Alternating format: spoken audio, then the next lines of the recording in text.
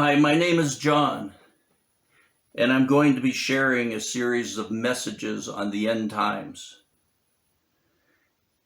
And as I'm beginning to do those, I wanted to share an open vision my wife and I had some years ago. Some years ago, my wife and I had an experience with the Lord in an open vision. Now He is dealing with us about the end times, and we want to not only share those messages, but a message about that open vision. As soon as my wife and I were married, the Spirit of God dealt with us both in many powerful and wonderful ways. He was very real and very alive in our lives. We were not perfect Christians. We were not special people. We had found grace in the eyes of the Lord. That's all we knew. We read in the Gospels that the Lord said, His sheep hear His voice. From the beginning of my Christian life, He would speak to me in that still, calm inner voice. From the beginning, His voice was very real to me. And many tried to tell me that shouldn't be that way. I should just be reading the Bible, not saying I can hear what He's saying at times. And they tried to insist even in churches that I don't carry on that way. They said that God only speaks to us through His written word now. But one night, my wife and I were in our living room. And I told her very sincerely, I have to know if it's Him, or if they are right, and if I should stop listening to these words. At that time, I was lying on the couch, and my wife was sitting on the other end of the couch by my feet. Suddenly, as clear as a person talking, I heard that voice again. I heard Him call me. He said, John. I told my wife, I heard Him call my name. I actually heard it. I said it was so clear, so wonderful. Then I heard it again. And this is what He said. This is what He said to me, saints. In these words, I'll never forget it. He said, John, I love you and I have forgiven you. And John, not only have I forgiven you, but I made a way for you to be forgiven. And John, not only did I make a way for you to be forgiven, but I am the way that was made. And it suddenly stopped. Yet it was so wonderful, so perfectly scriptural for Him to say, not only did I make a way for you to be forgiven, but I am the way that was made. This is pure, simple, straightforward gospel, saints. I said to my wife, I don't care what people say. It is Him. I couldn't see nothing. I just knew I heard Him again. As I then turned my attention back to my wife, I saw the strangest look on her face. In fact, she clearly had a shocked look. I said to her, what's the matter? You're not questioning me now too, are you? Are you questioning this now too? She then started to cry very loudly, and she ran outside.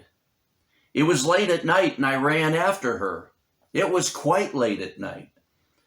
She ran behind a garage that was there, and she was still crying. I asked her what was wrong, but she just kept crying. So I helped her back inside as she continued to cry for quite some time.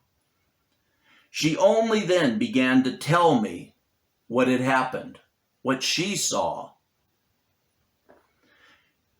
She said that when I was lying there on the couch, and when I said, I have to know if it's him, she said right there, then, the Lord just walked right through the wall.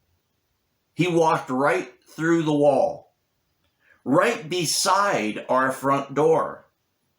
Not through the closed front door, but through the wall near the front door of all things. She said that he then walked over to me and put his hand over my ear and was whispering something in my ear. She said she couldn't hear what he was whispering in my ear, but that I suddenly said to her, Rose, he just said to me, John, I love you. And as I would hear him speak those things into my ear, he would pause after a short sentence, and I would repeat to her, not knowing she was seeing him, what he was saying. And I would tell her what he whispered in my ear. Then he would turn towards her and look at her as I spoke to her what I heard him saying. She said that as he was there, his appearance looked like after his was crucified and resurrected. She said that after he had whispered those things in my ear, that he would turn around. He turned around and walked back out through the same place he had walked into the wall. After she saw him whispering in my ear, I would repeat to her what he had said, but she couldn't hear it. She just heard what I said. And after each quick sentence, he would turn and look at her and then go back and whisper in my ear. And after this, he just walked back out through the wall in the same exact place he came in. Just like he had done those times with his disciples after his resurrection. Do you remember that, saints? In John 20, 19 and 20, it says, when therefore it was evening on that day, and it was late in the evening, and when the doors were shut, and our doors were all shut, and they were doing this for fear of the Jews, that he came and stood in their midst, and he just walked through the wall. I couldn't see him, I could hear him, but she could see him walk in like a normal man. It was just him, but he was able to walk right through the walls. And he said to them, peace be with you. And when he had said this, he showed them both his hands and his side. And the disciples therefore rejoiced when they saw that it was the Lord. She saw him. She saw his hands. She said that he was speaking of forgiveness, and he looked as he did after he was crucified. She said that his face was beaten and bruised. Parts of his beard had been pulled out. She said there were holes in his forehead where the crown of thorns had been put on his head. I asked if he had holes in his hands, and she said to me, it was odd. She said it was very odd. She said that the holes were between his wrist and his hands, and that they were at the very back of his hands near his wrist. We only found out after sharing this vision. We didn't know then that the Romans didn't put the nails in your hands as we see pictures and statues and everything now, because you would just slip off. They would just slip right between your fingers. There was nothing there to hold the nails, so they would put them at the back of your hand, at the front of your wrist, and that's how she saw it, and she never knew that that had happened. There is more to this vision, saints, but I live in a wilderness area, and I have almost no internet available. I have to keep these messages very short. After I record one, I have to find the spot in between the mountains where I can get a signal. And I have to drive to that same spot every day to where the best signal is. And then I have to upload these messages. I try to keep them short because if I just make a 10 to 15 minute message, it takes me anywhere from an hour and a half to 3 hours to upload it. That's how bad our internet is. And there is more concerning this vision, and I will share more about it.